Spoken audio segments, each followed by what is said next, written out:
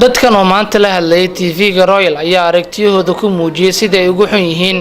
Xaashi Cumar Xasan oo ah muwaadin Soomaaliyeed inuu in ka badan 17 sano ku xirnaado dalka Talyaaniga. dadkan oo isugu jiray aqoon-yahano wax ka dhiga jaamacadaha dalka, siyaasiyiin, arday iyo odayaal ayaa wasaaradda arrimaha dibadda madaxweynaha Jamhuuriyadda Federaalka Soomaaliya ee guddiga arrimaha dibadda ee baarlamaanka Soomaaliya waxay ugu baaqeen inay gacan ka geystaan sidii mar kale oo xuriyadiisa dib ugu heli lahaa Xaashi Cumar Xasan oo wax ka badan 17 sano ku xiran magaalada Roma ee caasimadda dalka Talyaaniga.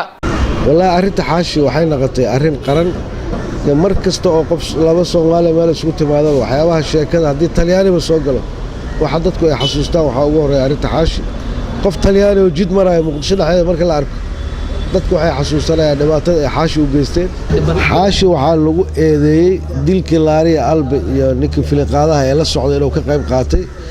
laakiin Talyaaniga laftooda ku cadeynaya marka weydiiso in Xaashi oo joogin xataa Muqdisho marka falkaasi u dhacay marna Talyaaniga weydiiyay oo in maxaa ninkan hadda aad u xirateen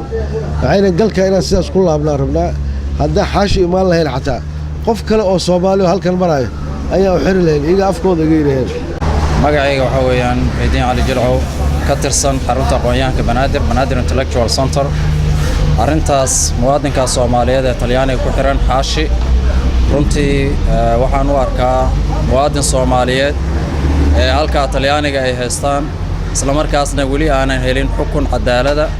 iyo marqaatiyaal waxa lagu soo eedeeyay ku cadeeyay aysan jirin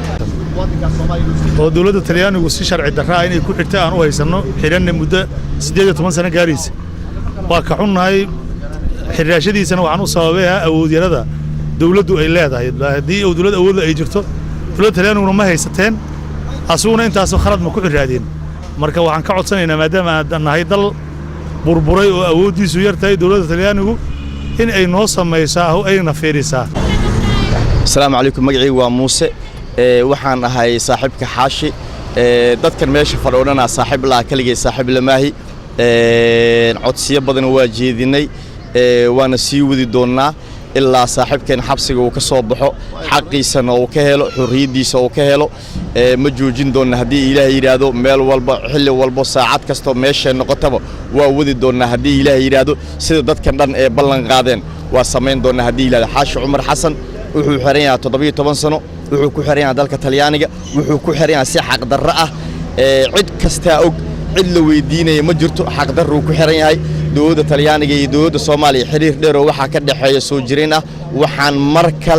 kale ku cilinaynaa dawladda Talyaaniga inay noo soo dayso wiilkaas yar ee muwaadinka Soomaaliyeed ah. Bismillaahir Rahmaanir Rahiim aniga oo magacayga Faadimo Cumar Xuseen oo Xaashi Cumar Xasan oo ku xiran dalka Talyaaniga waa wiil muwaadin Soomaaliyeed waxaan ka codsanaynaa saaxiibtinimada naga dhaxaysa Talyaani iyo Soomaali